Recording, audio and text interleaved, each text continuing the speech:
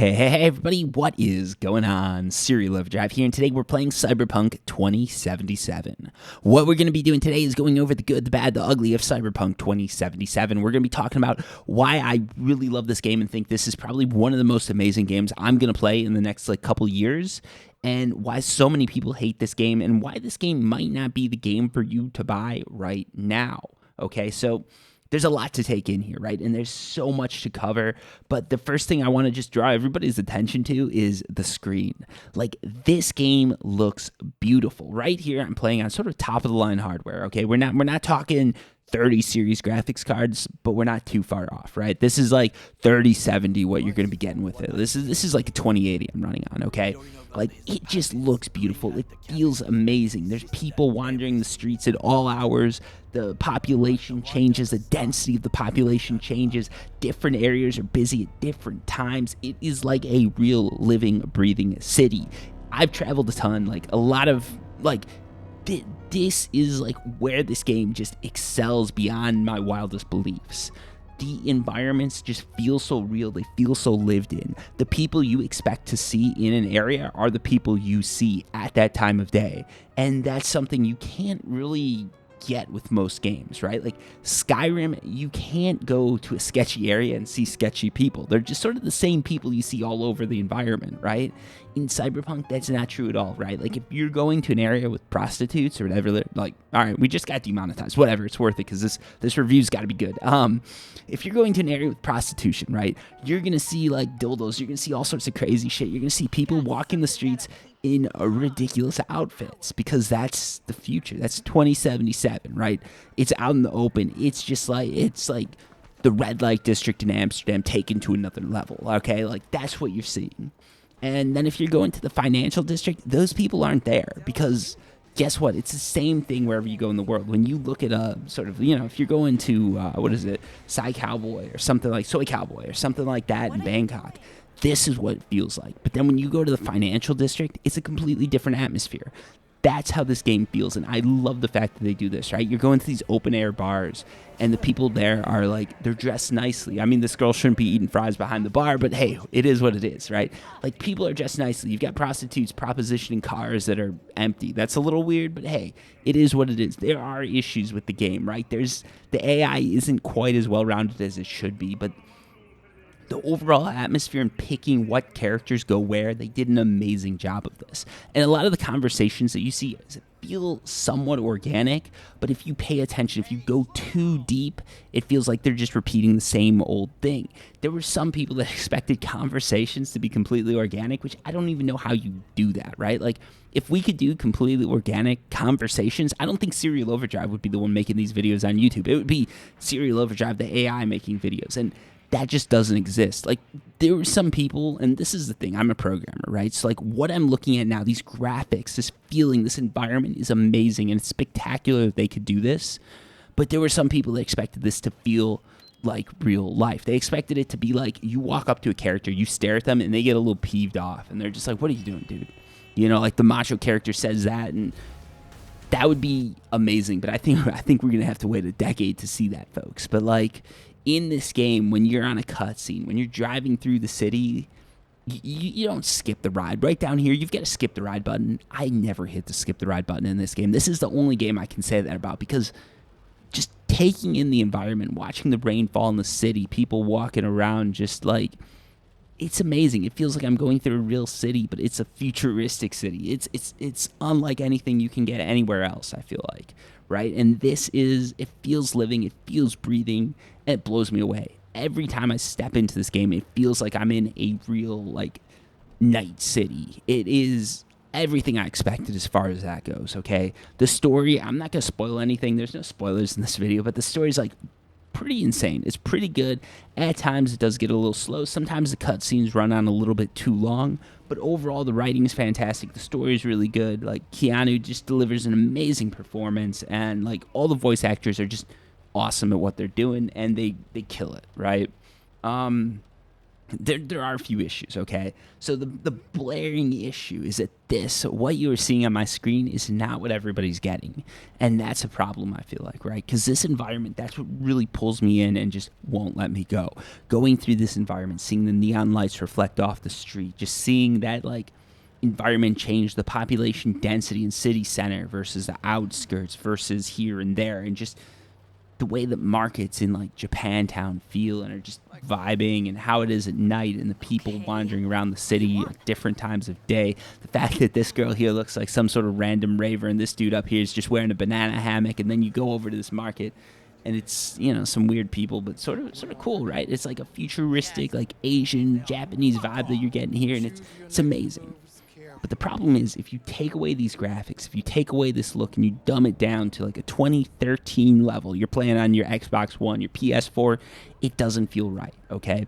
And it's laggy, it's a mess. And if you're playing on one of the consoles, there's like 100 million of you guys and girls out there that are just getting this horrible experience. And that is not the right experience for this game. That's not the right console to play this game on. They should never have allowed it to sell on those consoles. And I think that was a huge overstep. That was CD Projekt Red, that was shareholders, that was investors, that was business people, that was just everybody behind that decision getting a little too greedy. And it's easy to do. Like, no foul towards them, right? Like, if you go to a developer and you say, like, will this game run? And they say, hey, it'll run, but it's a 20 FPS experience. It's not worth releasing. But then these guys who don't know anything about it, they look at a movie and they're like, movies are running like 24 FPS, so this should be fine. They go ahead, they make the call, they release it because they're just seeing dollar signs. They're not really looking into it from the perspective the gamers are, from the perspective the players are. They think it's going to be an okay experience because the story has so much immersion. It's so amazing. And, you know, there's people out there in the community that are calling for this. I know people playing on PS4s, playing on Xbox Ones. They're saying this is the best game ever. I know a lot of people who picked it up on those consoles and they're just saying this is complete shit. I need a refund because I spent $60 on this. I took time off work, and guess what? Like, that was a mistake, and they're mad, and they're rightfully mad, right? Like, you shouldn't be taking time off work to play a game. I'm into video games just as much as anyone else. I've got a whole YouTube channel dedicated to them, but, like, come on, guys. Like, I mean, it's COVID times, so like maybe it makes sense, but you know what I'm saying. Like, don't take time off to play a game before you get your hands on the game, because you never know how good or bad it's going to be. In this case, I would gladly take time off for Cyberpunk 2077, and I'd love every moment of it. It would be just blowing me away. It would be awesome. I'm going to take a drink right here. I need some beer, because we're going deep. We're going into the bad parts. But yeah, it's just like such a beautiful game, such an immersive game. And when you play it on some of these base consoles, when you play it on some of the lower spec computers, you are not getting that. You're not getting these people. You're not seeing the clothes, the faces, how they look, how they feel. And when you miss out on that, you miss out on a huge draw of the game. Because if you just listen to the last 7 minutes, whatever seconds of what I said, it's mostly about the people. It's about the environment. It's about the reflections, the neon, the feel of the city. And you're losing out on all of that. And that just sucks. And that's not the way you should be experiencing this game. If you wait 2-3 years, you get a better like console, you get a better PC, whatever it is, you're going to get into this game and it's going to be just as good, right? There's some people complaining that the story's not immersive enough. They're saying they got 200 hours in, they hate it. And it's like, all right, like if you're putting in that many hours, like there's something you like about it, right? But yeah, there are some issues, okay? Like, a lot of the story choices are a little bit vapid. A lot of the choices you have to make, they don't feel as organic as people thought they would feel. And some of that's about PR, some of that's about hype. There were people running this game, like, through the ringer, just saying, like, everything was going to be possible in this. And some of it was community-driven, and CD Projekt Red didn't step in to tell them, like, hey, this isn't going to work. And some of it was, like, the PR team just overhyping things. And that's... in some ways, it's the nature of the beast, right? Like, as a PR team, your goal is to get this game in front of as many people as possible. That's paying for ads. It's just throwing it out there and saying, like, oh, this is going to be amazing. And some people just, they took it and they ran with it. And they're thinking characters are going to be interactive. There's going to be millions of endings to this game. And it's going to be crazy. And that's hard to do as a writer, because what you're asking a writer to do is not to make one video game. You're asking them to make a million different games with a million different stories that are going to satisfy you no matter how it ends, right? If this character we're looking at here, like if he has a million options, right? Like if right here I could tell him to fuck off, it's not going to be a good story to me, because ends everything. I mean, this is literally like an hour into the game. This isn't a spoiler, right? Like, you can't tell him to just screw off and then go do your thing and get a good story. That's not how it works. And in fact, you could literally just right here, you can walk away from him, never talk to him again, and your main story's not going anywhere. You can still play the game, you can enjoy the game, but then you're not going to be happy because you don't get an ending. And there's a million different side quests to play. There's a million different ways to play it. And the fact that the main story doesn't have as many branches as some people thought, hey, if you're disappointed, I get it, but for me, that's not a big disappointment. The shooting, the combat, everything like that, it doesn't feel like an FPS. It feels more like an RPG. That's what it was sort of being sold as, to me at least. Some people bought it thinking it was an action game, thinking it was going to be GTA, and honestly, I don't think these controls are that bad compared to, most modern sort of RPGs or games like that, but I can see why people don't like it. It doesn't quite feel as organic, as natural as a lot of other games, right? Like, this isn't Call of Duty. It just isn't. And it was never meant to be, but I think some people thought it would be, they thought that was what it was going to be. And honestly, if this game is lagging for you, it's so much worse. So again, if you're playing it on those base systems, just don't play it. You're ruining it for yourself. You really are, because you're going to know what happens. You're going to know the story, and then you're going to play it again on this, and you're not going to be as immersed. It's not going to be as, wondrous, as sort of mysterious of an environment. I feel like you're missing out there, right? And the other thing is the driving, the AI, is horrible. Here's the thing, right? Like, if you're playing Cyberpunk and you're playing V, this character who's just running through the world trying to make something of himself after maybe a fall from grace or rise from grace, depending on what you picked, it feels real.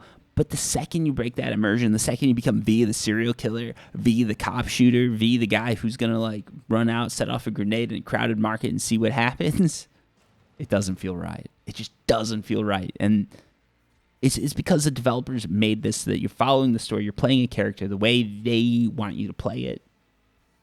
And the second you sort of go too far from that path, it doesn't feel real. The police AI basically just spawns behind you and they shoot you. This is sort of a game where if you go against the police come after you and they kill you, and that's that. And some people want to be serial killers. They want to be, in real life, I guess, and in video games, hopefully keeping the video games kids, boys and girls. But yeah, some people want a certain experience. They want to be able to play whoever they want to be able to play, and this game doesn't have it, okay? The other thing here is when you're playing the game, when you're driving around, it doesn't feel quite as organic. It's a little iffy depending on what controller you're using. Honestly, one of the things I found with driving is literally just off the mouse, hand off the mouse. We're not touching the mouse. We're just using WASD. That's all we're doing, and it feels a little bit better then. There's some oddities and weirdness to it, but it feels much better than right here where I'm using the mouse and just sort of flailing all over. And there's things like that that just feel unpolished. The game is buggy, but it's still amazing. It still blows me away every time I jump into it. There's bugs, there's missions that don't work, but it's awesome. It really is. And for me, it's 100% worth what I paid for it. It's 100% worth $60. I'd pay $120. I'd pay $200 to play this game. If we're being honest, that's sort of where I'd start to get iffy about it. But this game is so worth it to me. I love sci-fi. I love future themed games. I love Cyberpunk, and this game just puts it all together and comes up with this amazing story, this amazing environment that just blows me away every time I get into it. And there's a lot of people hating on the game. They've got a reason to hate on the game. If you're here and you're wondering why I'm just so positive, it's because I've had a good experience with this game. But I 100% understand those of you who don't like your experience, because there are things that you could be doing differently in this game from what I'm doing. There's different ways that you're playing it, and in some aspects, it did let you down. And if I was sitting here on this console behind me, if I was on my Xbox One from, I think, 2013 playing this game, I'd hate it. I would be upset because I'd see the experience that people like me, I guess Serial Overdrive, are getting, and I'd see my experience, and I'd realize that I am missing out on a huge part of this game, and it just sucks.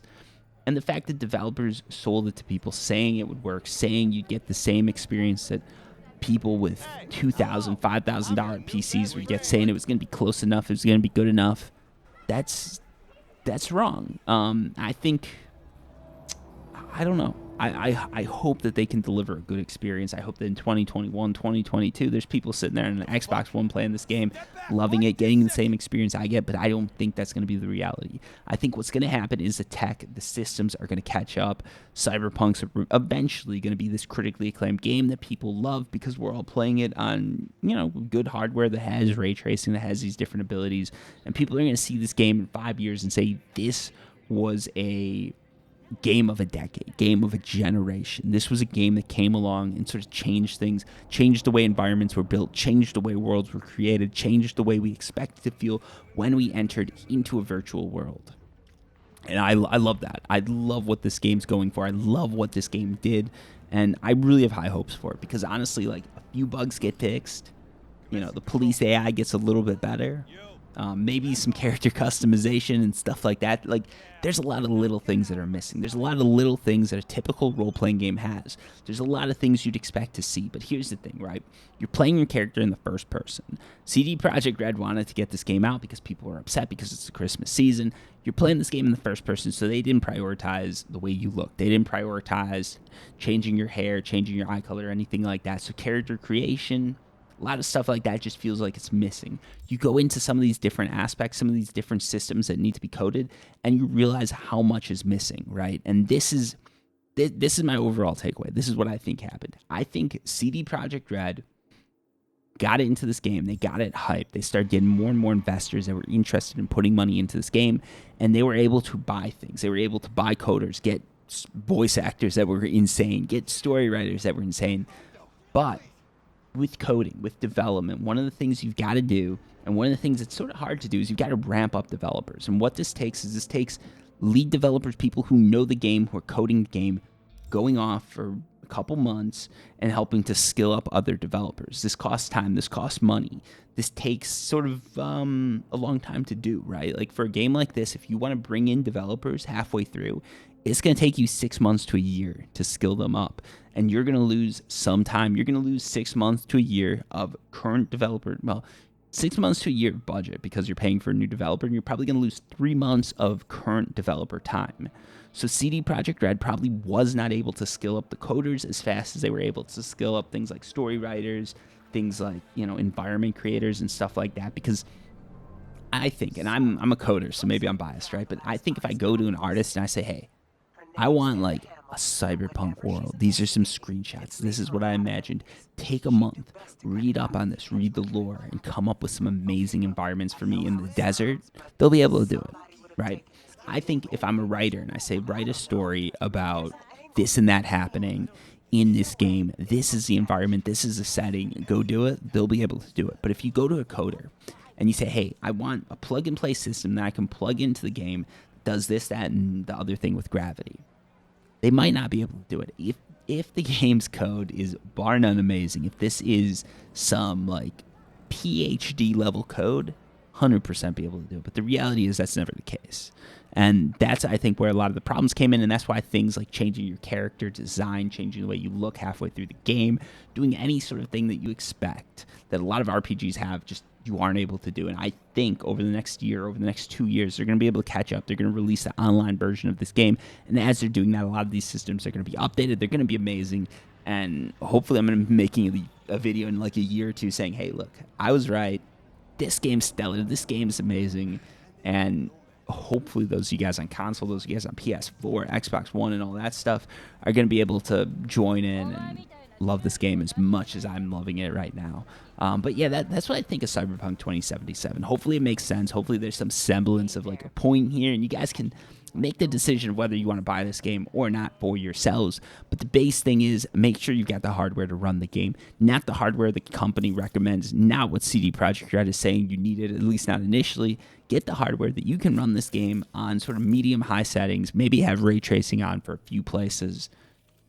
Yeah, that is going to be the spectacular experience that you deserve, that you want. And if you want to play a serial killer in Night City, just don't do it yet, because there's a time and a place for serial killing, and that time and that place is not right now in Night City or in real life. Remember that, folks. Anyways, thank you so much for watching, and until next time, peace.